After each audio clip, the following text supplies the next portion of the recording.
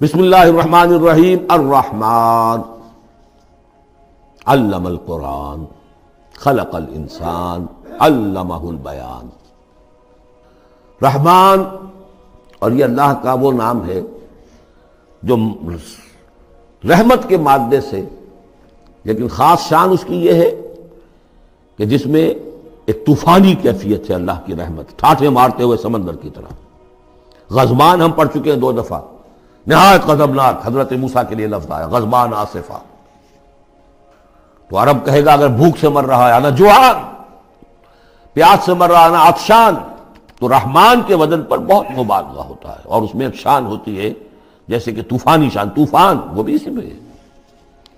الرحمن وہ ہستی کہ جس کی رحمت ٹھاٹھے مارتے سمندر کے مانند ہے۔ علم القرآن، اس نے قرآن سکھایا ہے۔ یعنی یہ کہ قرآن مجید کی عظمت کا تصور کرو، یہ اللہ کی رحمانیت کا مظہر عتم ہے، اس کی رحمت کی سب سے بڑی شان، اس کا مظہر عتم جو ہے وہ قرآن ہے۔ دوسری بات یہ، اللہ کے ناموں میں چوٹی کا نام رحمان ہے، بہت پسندیدہ۔ رحمت کی تو ضرورت ہر شخص کو ہے۔ حضور نے فرمایا میں بھی مستغنی نہیں۔ آپ نے ایک موقع پہ فرمایا کہ کوشش جنت میں صرف اپنے اعمال کی بنیاد پر نہیں جائے گا جب تک کہ رحمت خداوندی دستگیری نہ کرے۔ اور حضرت عائشہ سے ہے یہ روایت۔ حضرت عائشہ نے پوچھ لیا، ظاہر بات ہے میاں بیوی کے درمیان ایک بے تکلفی بھی ہوتی ہے، کہ کیا حضور آپ بھی؟ آپ نے فرمایا ہاں میں بھی۔ الا ان یتغمدنی ربی برحمتہ، میں بھی جنت میں نہیں جا سکوں گا مگر اس صورت میں کہ میرا رب مجھے اپنی رحمت سے ڈھانپ لے۔ تو رحمان چوٹی کا نام ہے اللہ کے ناموں میں سے، اور جو علم اللہ نے دیا ہے انسان کو، اس میں چوٹی کا علم قرآن ہے۔ ایک علم وہ ہے ریویلڈ نالج جس کی چوٹی یہ ہے، ایک علم ہے ایکوائرڈ نالج، رفتہ رفتہ انسان جا رہا ہے، لیکن سب سے اونچا علم، سب سے بڑا علم۔ خلق الانسان، اسی نے انسان کو بنایا، اور اس کی کریشن کا کلائمیکس انسان ہے، تخلیق کی معراج انسان ہے۔ خلقتہ بیدی، اپنے دونوں ہاتھوں سے بنایا ہے، جس میں عالم امر اور عالم خلق جمع ہو گئے۔ اس سے آگے علمہ البیان، جو صلاحیتیں انسان کو دی ہیں ان میں چوٹی کی صلاحیت جو ہے بیان ہے۔ انسان کو کہا گیا حیوان ناطق، نطق، قوت بیان۔ اور یہ بات ہمیں معلوم ہے کہ یہ جو انسان کا جو برین ہے، ظاہر بات ہے گوریلاز میں بھی ہے، چمپینزیز میں بھی ہے، اور بھی حیوانات کے اندر بھی ہے، گھوڑے کا بھی برین ہے، لیکن یہ برین جیسے جیسے رفتہ رفتہ لوئر اینیمل سے اوپر آپ آ کر دیکھتے ہیں، ہائیسٹ انسان کے اندر آ کر اس کا جو گرے میٹر ہے، وہ جو ہائیسٹ ایوالوڈ فارم ہے، اس میں مختلف ایریاز ہیں۔ یہ ویژن کا ایریا ہے، آنکھ سے جو انفارمیشن جا رہی ہے وہ پھر ڈسائفر ہوتی ہے گرے میٹر کے اس پچھلے حصے کے اندر، ہیئرنگ ایریا ہے۔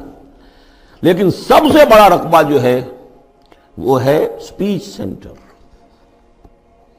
اور اس کے 2 حصے ہیں، دوسرے کی بات سننا اور سمجھنا، پھر اپنی بات کہنا۔ یہ 2 ایسپیکٹس ہیں اس کے۔ تو سپیچ سینٹر، اس میں دونوں چیزیں آ جائیں گی، کلام کا فہم اور پھر کلام کو دوسروں تک پہنچانا۔ تو علمہ البیان، اللہ نے صلاحیتیں تو اور بھی دی انسانوں کو بہت سی، آنکھ بھی دی، کان بھی دیا، لیکن یہ آنکھ اور کان تو حیوانات میں بھی ہے، بلکہ بعض حیوانات کی بصارت ہم سے کہیں زیادہ آگے ہے۔ بعض حیوانات وہ ہیں کہ جنہیں روشنی کی بھی ضرورت نہیں دیکھنے کے لیے، بغیر اندھیرے میں بھی دیکھتے، ہم تو اندھیرے میں نہیں دیکھ سکتے۔ اس طرح کان، گھوڑے کا کان جو ہے اس کے کان کھڑے ہو جاتے ہیں اینٹنا کی طرح سے، اگر کہیں سے آہٹ ہو، جب یہ اب تک گھوڑ سوار نے کچھ نہیں دیکھا، کھلا سنا ہے، جب ذرا سی آہٹ کہیں کی گھوڑے نے سن لی۔ اس حوالے سے باقی چیزیں جو ہیں ان میں تو یہ کہ علیحدہ علیحدہ گنا جائے گا تو صلاحیتیں باقی شاید انسان سے بہتر بھی دوسرے حیوانات میں ہیں۔ سونگھنے کی صلاحیت کتے میں جتنی ہے، ہمارے پاس تو 1/100 بھی نہیں۔ حیوانات میں سونگھنے کا ایریا جو ہے وہ بہت بڑا ہوتا ہے برین کے اندر، وہ سونگ کر چیزوں کو اندازہ کرتے ہیں کھانے کی ہے کہ نہیں ہے۔ لیکن انسان کے ہاں آ کر ہائیسٹ لیول آف برین میں یہ سپیچ سینٹر ہے۔ اب یہ جو 4 آیتوں سے 3 جملے بنے، الرحمن آیت 1 ہو گئی لیکن جملہ تو نہیں بنا۔ الرحمن مبتدا ہے، علم القرآن خبر ہے، جملہ اب بنا۔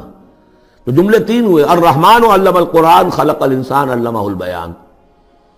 اس کو جو ریشو پروپورشن کا قاعدہ ہوتا تھا نسبت و تناسب کا حساب میں ارتھمیٹک میں 3 ویلیوز دی گئی ہیں، چوتھی تلاش کرو۔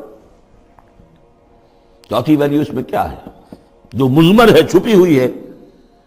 انسان کو جو بہترین صلاحیت اللہ نے دی ہے قوت بیان، اس کا مصرف بھی ہونا چاہیے بہترین۔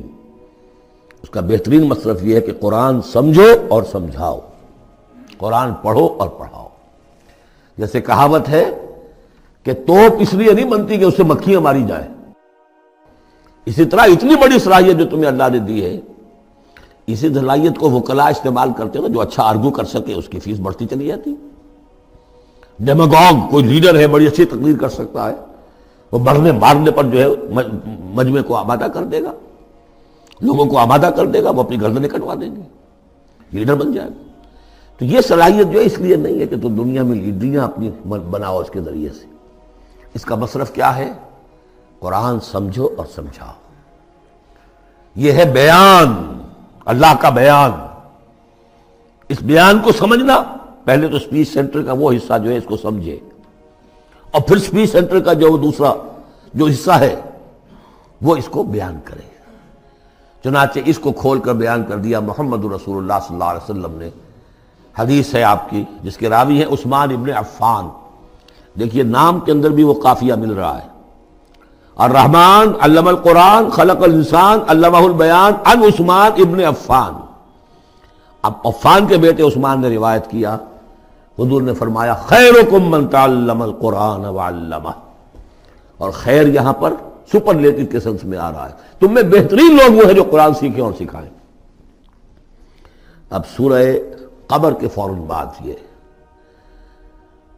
وَلَقَدْ يَسَّرْنَا الْقُرْآنَ لِلذِّكْرِ فَهَلْ مِن مُدَّكِرٍ الرحمن علم القرآن خلق الانسان علمہ البیان الشمس والقمر بحسبان۔ یہ سورج اور چاند سب ایک حساب کے ساتھ ہیں، ان کی گردش حساب کے ساتھ ہے، اسی حساب سے دن بن رہے ہیں، راتیں بن رہی ہیں، ہفتے اور سال اور مہینے بن رہے ہیں۔ والنجم والشجر یسجدان، نجم جو ہے تو ستارے، سورج اور چاند کے مناسبت سے تو اس کے لیے ستارے کی مفہوم ہے، لیکن نجم جو عربی زبان میں جھاڑیوں کو بھی کہتے ہیں جو زمین میں ہوتی ہیں، کیونکہ یہ ستارے بھی زمین میں اتنے نظر آتے ہیں جیسے کہ جھاڑیاں ہوں۔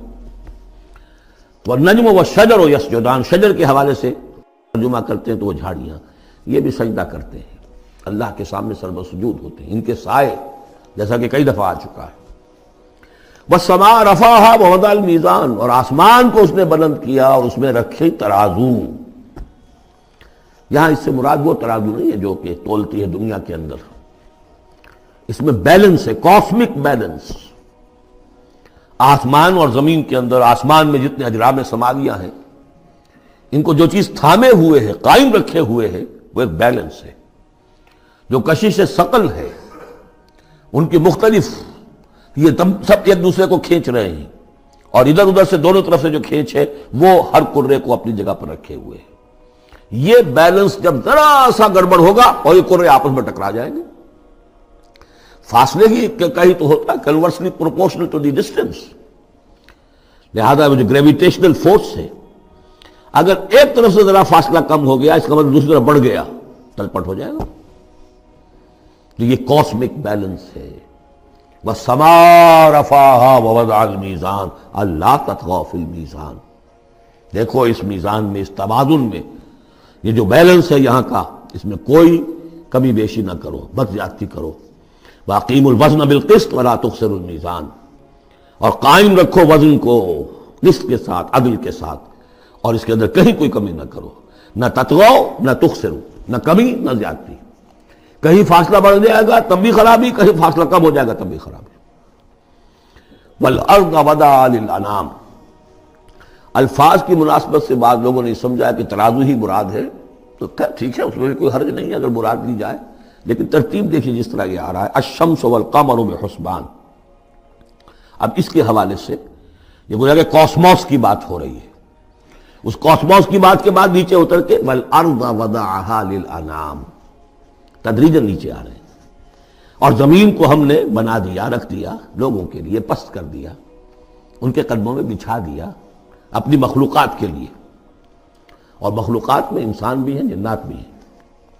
فیہا فاکہۃ، اس میں میوے ہیں، والنخل، اور کھجوریں ہیں، ذات الاکمام، جن پر کے غلاف چڑھے ہوتے ہیں، والحب ذو العصف، اور اناج ہے جس کے ساتھ بھس بھی ہوتا ہے، والریحان، اس کے دو ترجمے ہیں، ایک تو یہ کہ اور خوشبودار پھول بھی ہیں، یا یہ کہ اور دوسری غذائیں بھی ہیں۔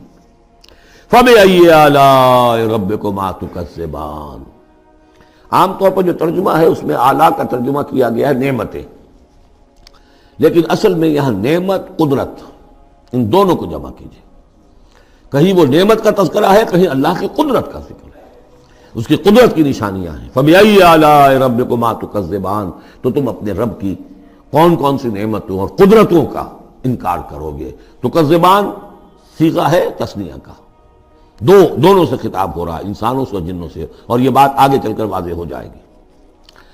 خلق الانسان من صلصال کالفخار، ہم نے بنایا انسان کو اس صلصال سے، اس سوکھی ہوئی خشک مٹی سے، وہ گارا سنا ہوا گورا، صلصال من حمإ مسنون، اور جب وہ اتنا سوکھ گیا کہ کھنکنے لگا، کالفخار، جیسے ٹھیکرا ہوتا ہے، اس سے بنایا۔ وَخَلَقَ الْجَانَّ مِن مَارِجٍ مِّن نَار، اور جنات کو ہم نے بنایا آگ کی لپٹ سے، جس کو کہ ہم اس سے پہلے پڑھ چکے ہیں سورہ ہجر میں، نار السموم، لو جیسی ہوتی ہے جس کے اندر کی آگ ہوتی ہے۔ تو ایسے ہی وہ جو فلیم ہوتا ہے، شعلہ، اس کا ایک حصہ تو ہے جو نظر آتا ہے، اور ایک حصہ وہ جو نظر نہیں آتا۔ وہ جو اوپر کا حصہ ہے وہ ہے جہاں پہ سب سے زیادہ ہیٹ، ٹیمپریچر ہائیسٹ وہاں ہوتا ہے، وہ ہے مارج من نار۔ فَبِأَيِّ آلَاءِ رَبِّكُمَا تُكَذِّبَانِ، رب المشرقین و رب المغربین، وہ رب ہے مشرقوں کا بھی، دونوں مشرقوں کا اور دونوں مغربوں کا۔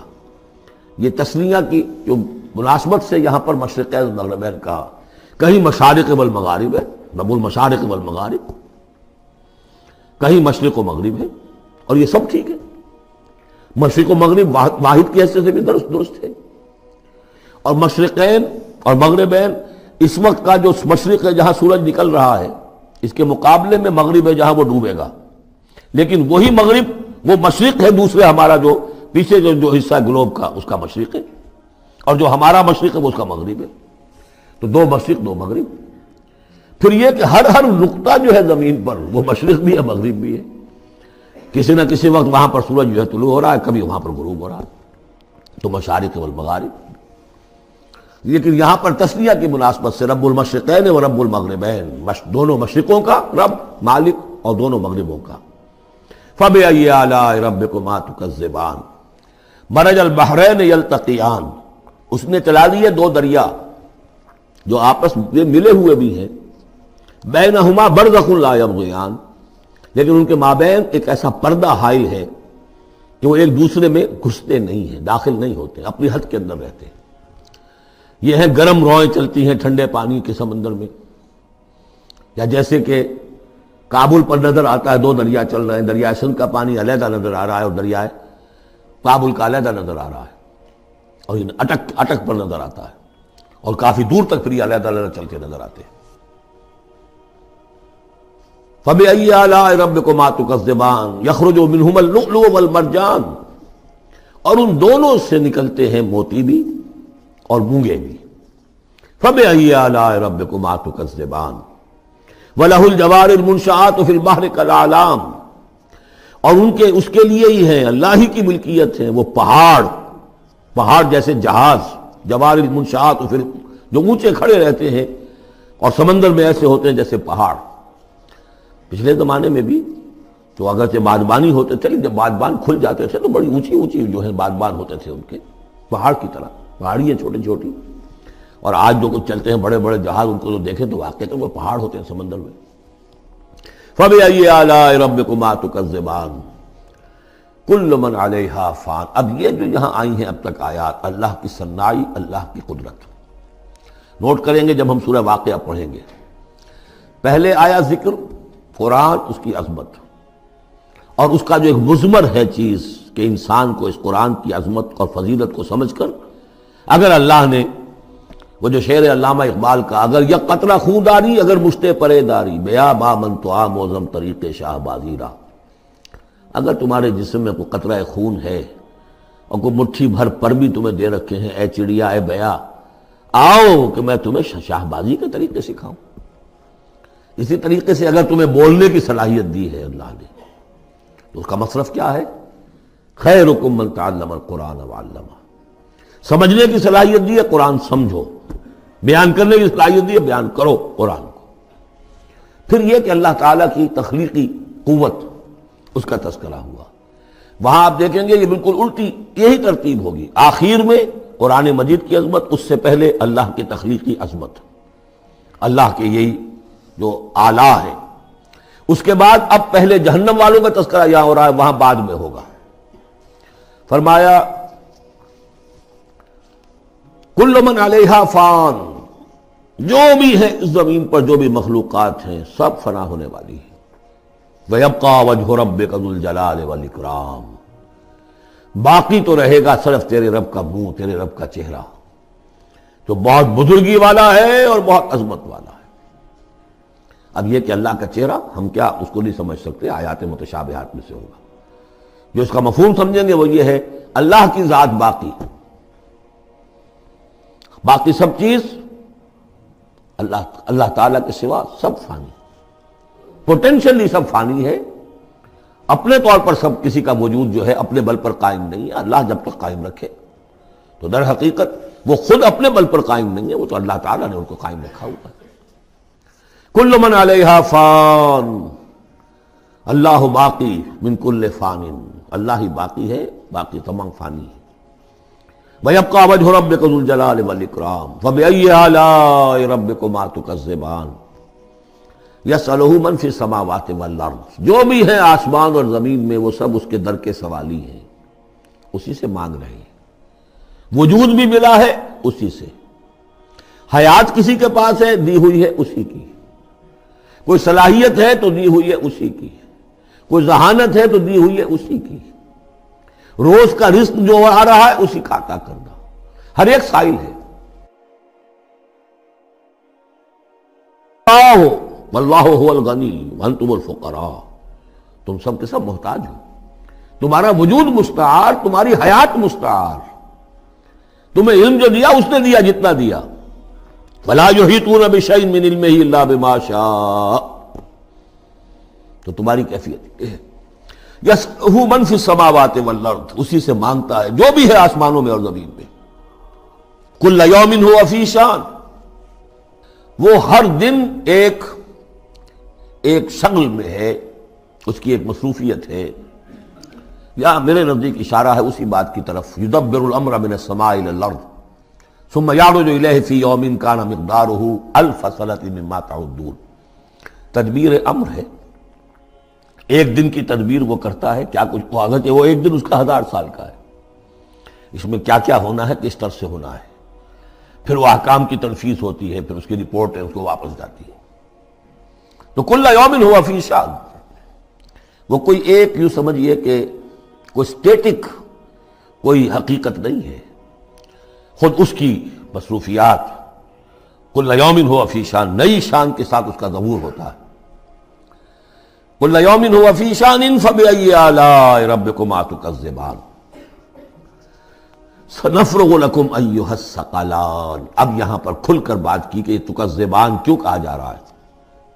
ہم جلد ہی فارغ ہو جائیں گے تمہارے لیے، اے دو بھاری قافلوں، اے انسانوں کا قافلہ اور اے جنات کے قافلے۔ ابھی جو ہے اس کائنات کو ہم نے چلایا ہوا ہے، ابھی مہلتیں ہم نے دے رکھی ہیں، وقت مقرر کیا ہوا ہے، اجل مسمى ہے اس کائنات کی بھی اور ہر قوم کی بھی۔ لکل امت اجل، ہر امت کے لیے بھی ایک اجل ہے، ہر ایک فرد کی اجل ہے، وہ سب ہے، لیکن عنقریب ہم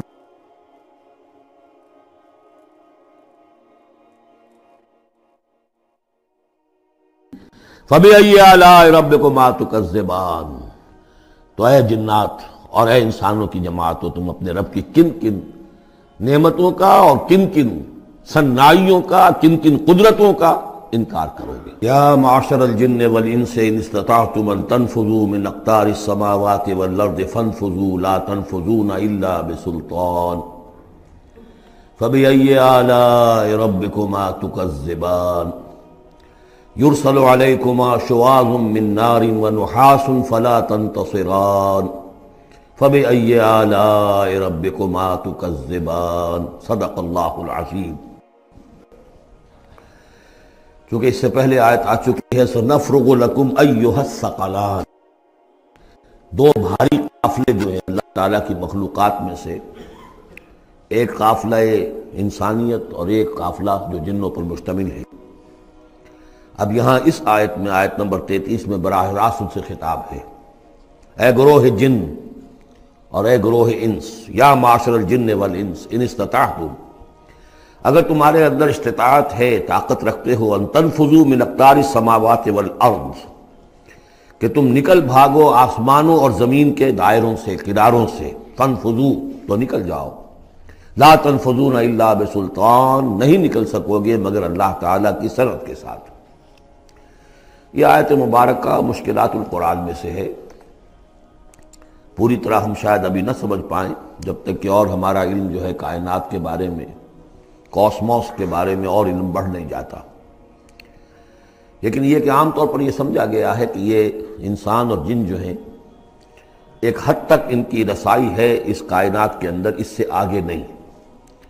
جیسے کہ آ چکا ہے، میں پہلے بھی بیان کیا ہے کہ جنات کے لیے غالباً یہ ہمارا جو سولر سسٹم ہے یہ پورا جو ہے یہ ان کی جولان گاہ ہے، اس میں یہ جائیں جدھر جائیں چلے جائیں، اس سے آگے نہیں۔ انسانوں کا معاملہ یہ ہے کہ وہ اس کے اندر بھی جو بھی فاصلہ طے کرتے ہیں وہ ظاہر بات ہے کہ وہ اس کے لیے مشینیں ایجاد کر کے جہاں تک جا رہے ہیں، لیکن اس پورے سولر سسٹم تک بھی ان کی رسائی ممکن نہیں ہوگی۔ لیکن یہ کہ ایک گمان میرا ہے جو میں آپ کے سامنے پیش کر رہا ہوں کہ قرآن مجید جب آسمانوں اور زمین کی بات کرتا ہے تو وہ مراد ہوتی ہے کل کائنات، کل یونیورس، اور کل یونیورس کے کناروں سے نکل بھاگنا، اس کے کیا معنی ہے؟ اس کے معنی یہ ہے معدوم ہو جانا، یعنی یہ کہ جہنم میں پڑنے والے چاہیں گے کہ ہم معدوم ہو جائیں۔ کاش کہ جیسا کہ ہم نے پڑھا تھا سورہ نساء میں، فَكَيْفَ إِذَا جِئْنَا مِن كُلِّ أُمَّةٍ بِشَهِيدٍ وَجِئْنَا بِكَ عَلَىٰ هَٰؤُلَاءِ شَهِيدًا، اس روز انسان چاہیں گے کہ اس طرح زمین شق ہو جائے، وہ اس میں دھس جائے اور زمین اوپر سے برابر کر دی جائے۔ یہ تو ہوگا یوم الحساب کو۔ لیکن سوال یہ ہے کہ من اقطار السماوات والارض، تمام آسمانوں اور زمین کے کناروں سے نکل بھاگنا، معدوم ہونا، یہ بھی بس میں نہیں ہے۔ اللہ کے اذن سے ہی ہم بنے ہیں، ہمیں وجود عطا ہوا ہے، اور اللہ ہی کا اختیار ہے جو ہمیں معدوم کر سکتا ہے۔ ہم لاکھ چاہیں کہ معدوم ہو جائیں، معدوم نہیں ہو سکتے، یہ بھی ہمارے اختیار سے باہر ہے۔ اذن رب ہی ہو تو ہم معدوم ہوں بغیر اذن رب۔ یہاں پر ویسے جو الا بسلطان، اللہ کا حکم، اللہ کی مرضی، اللہ کی سند، اس طرح کی کوئی بات ہے، اگرچہ عام طور پر بات وہ سمجھی گئی ہے جو پہلے میں نے بتایا، میرا گمان یہ ہے واللہ عالم۔ بہرحال مشکلات القرآن میں سے ہے۔ فَبِأَيِّ آلَاءِ رَبِّكُمَا تُكَذِّبَانِ، تو تم اپنے رب کی کن کن نعمتوں اور کن کن صناعیوں اور کاریگریوں اور کن کی قدرتوں کا انکار کرو گے۔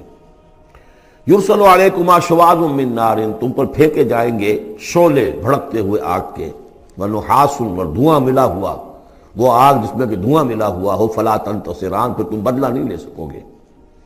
فَبِأَيِّ آلَاءِ رَبِّكُمَا تُكَذِّبَانِ فَإِذَا انشَقَّتِ السَّمَاءُ، جب آسمان پھٹ جائے گا، فَكَانَتْ وَرْدَةً كَالدِّهَانِ، تو ایسے ہو جائے گا گلابی رنگ کا جیسے کہ تیل کی تلچھٹ ہوتی ہے۔ جب تیل کو صاف کیا جاتا ہے تو اس کے نیچے جو تلچھٹ رہ جاتی گلابی رنگ کی۔ فَبِأَيِّ آلَاءِ رَبِّكُمَا تُكَذِّبَانِ فَيَوْمَئِذٍ لَا يُسْأَلُ عَنْ ذَنبِهِ إِنسٌ وَلَا جَانٌ، تو اس روز کوئی پوچھنے کی ضرورت نہیں ہوگی ان کے گناہوں کے بارے میں، نہ انسانوں سے نہ جنوں سے۔ اللہ تعالیٰ پوچھے گا، حساب کتاب بھی ہوگا، لیکن یہ کہ اپنی جگہ پر ہر ایک کے چہرے پر لکھا ہوگا اس کا انجام۔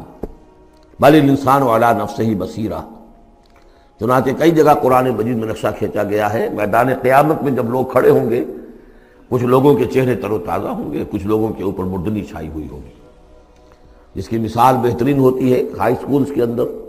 ہر سال جب ڈکلیئر کرتے ہیں امتحان، سالانہ امتحان کا نتیجہ، تو جب کھڑے ہوتے ہیں طالب علم سننے کے لیے، تو بعض لوگوں کے چہروں کے اوپر لکھا ہوتا ہے کہ یہ فیل ہونے، اس لیے کہ انہیں معلوم ہے لکھ کر کے آئے تھے ہم، اور بعض کے چہرے تر و تازہ ہوتے ہیں، انہیں اگر فکر ہوتی ہے تو اس کی کہ میں فرسٹ آتا ہوں یا نہیں آتا، بس اس کی تشویش ہو سکتی ہے، لیکن یہ کہ انہیں کوئی اندیشہ یہ نہیں ہوتا کہ وہ فیل ہو جائیں گے۔ تو فَيَوْمَئِذٍ لَا يُسْأَلُ عَنْ ذَنبِهِ انس ولا جان، اس دن پوچھا جانا ضروری نہیں ہوگا کسی سے بھی، نہ جن سے نہ ان سے، ان کے گناہ کے بارے میں۔ فَبِأَيِّ آلَاءِ رَبِّكُمَا تُكَذِّبَانِ يُعْرَفُ الْمُجْرِمُونَ بِسِيمَاهُمْ، پہچان لیے جائیں گے مجرم اپنے چہروں سے، چہرے ان کے اترے ہوئے ہوں گے، انہیں تو معلوم ہوگا۔ یعرف المجرمون بسیماہم فیؤخذ بالنواصی والاقدام، پھر ان کو پکڑا جائے گا ان کی پیشانی کے بالوں سے اور پاؤں سے، یعنی ہر ایک کو کوئی فرشتہ جو ہے وہ ادھر سے اس کی پیشانی کے بال پکڑے گا اور ادھر سے اس کی ٹانگیں پکڑ کر ٹاس کرے گا اسے۔ فَبِأَيِّ آلَاءِ رَبِّكُمَا تُكَذِّبَانِ هَٰذِهِ جَهَنَّمُ الَّتِي يُكَذِّبُ بِهَا الْمُجْرِمُونَ، جب پھینکا جائے گا اسے جہنم، یہ ہے وہ جہنم کہ جس کو جھٹلاتے رہے تھے وہ لوگ کہ جو جھٹلانے والے تھے۔ هَٰذِهِ جَهَنَّمُ الَّتِي يُكَذِّبُ بِهَا الْمُجْرِمُونَ، جسے مجرم گناہگار جھٹلاتے رہے۔ يَطُوفُونَ بَيْنَهَا وَبَيْنَ حَمِيمٍ آن، اب وہ چکر لگاتے رہیں گے، اس آگ سے نکلیں گے، پانی پینا چاہیں گے تو وہ پانی کھولتا ہوگا، حمیم آن، کھولتے پانی کے اور اس آگ کے درمیان۔ فَبِأَيِّ آلَاءِ رَبِّكُمَا تُكَذِّبَانِ، اب یہ تو اہل جہنم کا انجام ہے جو یہاں بیان ہو گیا۔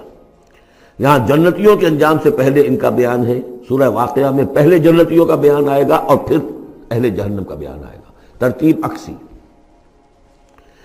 وَلِمَنْ خَافَ مَقَامَ رَبِّهِ جَنَّتَانِ، اور جو بھی اپنے رب کے حضور میں کھڑے ہونے سے ڈرتا رہا، لرزا و ترسا رہا، اس کے لیے دو جنتیں ہیں۔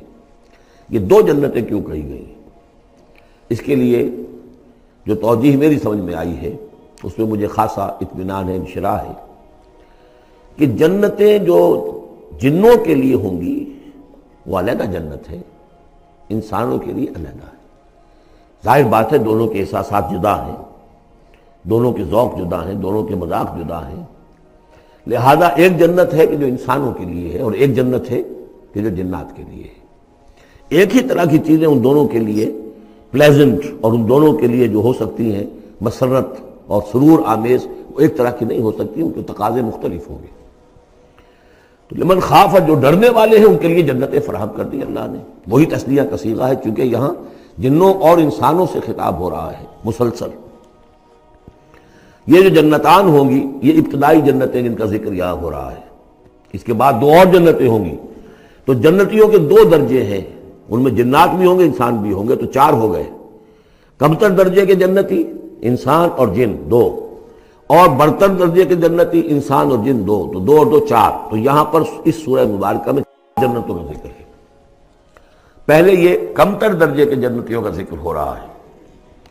وَلِمَنْ خَافَ مَقَامَ رَبِّهِ جَنَّتَانِ فَبِأَيِّ آلَاءِ رَبِّكُمَا تُكَذِّبَانِ ذَوَاتَا أَفْنَانٍ، اس کی بہت سی شاخیں ہوں گی اس جنت کی۔ فَبِأَيِّ آلَاءِ رَبِّكُمَا تُكَذِّبَانِ فِيهِمَا عَيْنَانِ تَجْرِيَانِ، ان دونوں میں چشمے ہیں۔ اب عینان، ایک ایک جنت میں ایک ایک چشمہ ہے جو بہہ رہا ہے۔ فَبِأَيِّ آلَاءِ رَبِّكُمَا تُكَذِّبَانِ، اپنے رب کی کون کون سی نعمتوں کو جھٹلاؤ گے۔ فِيهِمَا مِن كُلِّ فَاكِهَةٍ زَوْجَانِ، اور ان دونوں میں ہر طرح کے جو میوے ہیں ان کی دو دو قسمیں ہیں، جوڑے۔ فَبِأَيِّ آلَاءِ رَبِّكُمَا تُكَذِّبَانِ مُتَّكِئِينَ عَلَىٰ فُرُشٍ بَطَائِنُهَا مِنْ اسْتَبْرَقٍ وَجَنَى الْجَنَّتَيْنِ دَانٍ، اور وہ وہاں تکیہ لگائے ہوں گے، سہارا لگائے ہوں گے ایسے فرشوں پر کہ جن کے استر بنے ہوئے ہوں گے گاڑھے ریشم کے، استر ہوں گے گاڑھے ریشم کے، تو جو ان کا اصل جو اوپر کا حصہ ہوگا وہ کس شے کا ہوگا، گویا کہ وہ تمہارے تصور سے باہر ہے۔ وَجَنَى الْجَنَّتَيْنِ دَانٍ، اور دونوں جو باغ ہیں دونوں جنتوں کے، ان کے جو پھل ہیں میوے وہ جھک رہے ہوں گے، نیچے کو ہوں گے، تاکہ آرام سے جنتی جو ہے جو چاہے حاصل کر لے۔ فَبِأَيِّ آلَاءِ رَبِّكُمَا تُكَذِّبَانِ فِيهِنَّ قَاصِرَاتُ الطَّرْفِ، ان جنتوں میں ہوں گی وہ عورتیں کہ جن کے نگاہیں نیچے جھکی ہوئی ہوں گی۔ عورت کے اندر شرم اور حیا جو ہے اس کا خاص زیور ہے، یہ خود اس کے حسن کا ایک حصہ ہے۔ تو نگاہوں کا نیچا ہونا یہ اصل میں حیا اور شرم کی علامت ہے، نیچے نگاہ والی۔ لم یطمثن انس قبلہم ولا جان، ان کو چھوا نہیں ہوگا اس سے پہلے نہ کسی انسان نے نہ جن نے، ان سے پہلے۔ یعنی ظاہر بات ہے کہ جو جنوں کی جنت ہے اس میں ان کی مناسبت سے ان کے لیے بیویاں ہوں گی، اور جو مردوں کی انسانوں کی جنت ہے ان کے لیے ان کی مناسبت سے ہوں گی، اور وہ جو ہوں گی جو جنت جو جنات کی ہے ان میں جو بھی ان کے لیے ہوں گی ان کی بیویاں انہیں بھی کسی جن نے پہلے چھوا نہیں ہوگا، اور اسی طرح انسانوں کے لیے جو جنت ہوگی اس میں جو ان کو بیویاں دی جائیں گی ان کو کسی انسان نے پہلے نہیں چھوا ہوگا۔ فَبِأَيِّ آلَاءِ رَبِّكُمَا تُكَذِّبَانِ كَأَنَّهُنَّ الْيَاقُوتُ وَالْمَرْجَانُ، وہ جو ہوں گی بیویاں دی جائیں گی ان جنتوں میں وہ ایسے ہوں گی جیسے لال اور مونگے۔ فَبِأَيِّ آلَاءِ رَبِّكُمَا تُكَذِّبَانِ هَلْ جَزَاءُ الْإِحْسَانِ إِلَّا الْإِحْسَانُ، کیا احسان کا، بھلائی کا، نیکی کا بدلہ احسان اور بھلائی کے سوا بھی کچھ ہو سکتا ہے؟ ان لوگوں نے اللہ کے لیے، اللہ کے دین کے لیے، اللہ کے احکام کی پابندی میں جو کچھ بھی انہوں نے محنتیں کی، کوششیں کی، اب ظاہر بات ہے کہ اللہ تعالیٰ کو اس کا بدلہ انہیں دینا ہے انہی صورتوں میں۔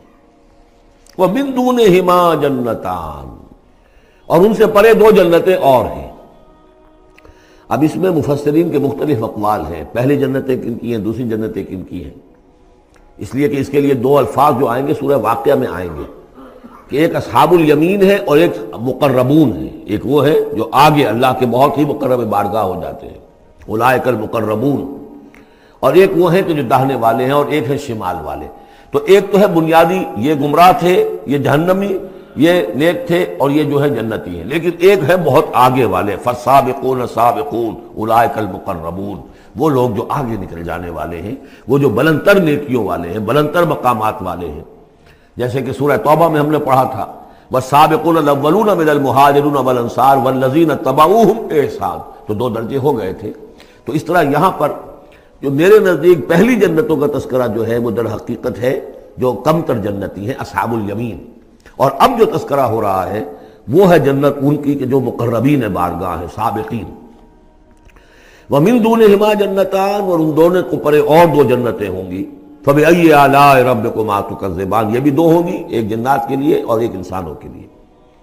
مُدْحَامَّتَانِ، بڑے گہرے سبز رنگ کی جنتیں ہوں گی، سبز کاہی جسے ہمارے ہاں کہا جاتا ہے، گہرا سبز، سیاہی مائل سبز، اتنی گہرا سبز ہو کہ سیاہی مائل ہو جائے، یہ میں ابھی عرض کروں گا، اس کی ایک خاص پس منظر ہے۔ فَبِأَيِّ آلَاءِ رَبِّكُمَا تُكَذِّبَانِ فِيهِمَا عَيْنَانِ نَضَّاخَتَانِ، اس میں دو چشمے ہیں ابلتے ہوئے۔ فَبِأَيِّ آلَاءِ رَبِّكُمَا تُكَذِّبَانِ فِيهِمَا فَاكِهَةٌ وَنَخْلٌ وَرُمَّانٌ، اس میں میوے ہیں، کھجوریں ہیں، انار ہیں۔ فَبِأَيِّ آلَاءِ رَبِّكُمَا تُكَذِّبَانِ، یہ یوں سمجھیے کہ ایک تو ہے خالص عربی ذوق اور عرب کا جو ایک خاص ماحول تھا، اور خاص طور پر عرب کا وہ علاقہ جس میں قرآن نازل ہوا ہے، حجاز، پہاڑی علاقہ ہے، اس میں جب آتے تھے چشمے اور جب بہہ جاتی تھی وادیاں تو ابلتی ہوئی پہاڑی، چونکہ چشمے جیسے ہوتے ہیں پہاڑی نالے، تو ان کے اندر جوش و خروش ہوتا ہے۔ اور دوسرے کہ وہاں پر جو باغات ہوتے تھے کھجور کے درخت، اور وہاں پر وہ سبزی جو رنگ ہے ان کا وہ سبزی مائل گہرا، اور اسی کے اندر پھر جو چھاؤں ہے، تو جو ان کا تصور ہے ایک عربی ذوق ہے، ایک عجمی ذوق ہے۔ وہ عجمی ذوق ہے جو پہلے بیان ہوا ہے، عربی ذوق ہے جو اب بیان ہو رہا ہے۔ فیہما فاکہۃ ونخل ورمان، اب یہ چیزیں جو ہیں یہ عرب کے اندر کھجوریں ہیں، انار ہیں۔ فبأی آلاء ربکما تکذبان فیہن خیرات حسان، اس میں ہوں گی بہت ہی اچھی عورتیں، نہایت خوبصورت۔ فبأی آلاء ربکما تکذبان حور مقصورات فی الخیام، اب یہاں حور کا لفظ آیا، پہلے میں نہیں آیا ہے، پہلے میں یہ تو آیا ہے فیہن قاصرات الطرف لم یطمثہن انس قبلہم ولا جان، لیکن لفظ حور یہاں آیا ہے۔ اسی کو نوٹ کریں گے کہ سورہ واقعہ میں بھی ایک کے ساتھ حور کا لفظ آئے گا، دوسرے کے ساتھ نہیں۔ حور مقصورات فی الخیام، اب یہ بھی عرب پس منظر ہے، خیموں میں رہنے والے وہ حوریں کہ جو خیموں میں رکی رہنے والی ہوں گی۔ ظاہر بات ہے کہ وہاں پر تو عام طور پر شہر بہت کم تھے، پورے عرب کے اندر، حجاز کے اندر بہت کم، جو عام طور پر جو آبادیاں تھیں وہ خیموں میں رکی رہنے والیاں۔ وقرن فی بیوتکن ولا تبرجن تبرج الجاہلیۃ الاولی، وہ شمع محفل نہیں بنتی بلکہ وہ چراغ خانہ بنتی ہیں۔ حور مقصورات فی الخیام فبأی آلاء ربکما تکذبان لم یطمثہن انس قبلہم ولا جان، نہیں انہیں چھوا ہوگا ان سے پہلے نہ کسی انسان نے اور نہ کسی جن نے۔ یہ ان دونوں کے میرے نزدیک علیحدہ علیحدہ، جنات کی جو جنت ہے اس میں جو ان کے لیے عورتیں اور بیویاں فراہم کی جائیں گی انہیں کسی جن نے نہیں چھوا ہوگا ان سے پہلے، اور جو انسانوں کے لیے جنت ہوگی وہاں جو انہیں بیویاں دی جائیں گی اور حوریں دی جائیں گی انہیں کسی انسان نے نہیں چھوا ہوگا۔ فَبِأَيِّ آلَاءِ رَبِّكُمَا تُكَذِّبَانِ مُتَّكِئِينَ عَلَىٰ رَفْرَفٍ خُضْرٍ وَأَبْقَرِيٍّ حِسَانٍ، وہ تکیہ لگائے بیٹھے ہوئے ہوں گے سب مسندوں پر اور بڑے قیمتی اور نفیس بچھونوں پر۔ فَبِأَيِّ آلَاءِ رَبِّكُمَا تُكَذِّبَانِ تَبَارَكَ اسْمُ رَبِّكَ ذِي الْجَلَالِ وَالْإِكْرَامِ، بہت بابرکت ہے نام تیرے رب کا جو بہت ذی الجلال بڑائی والا ہے اور اکرام عظمت والا ہے۔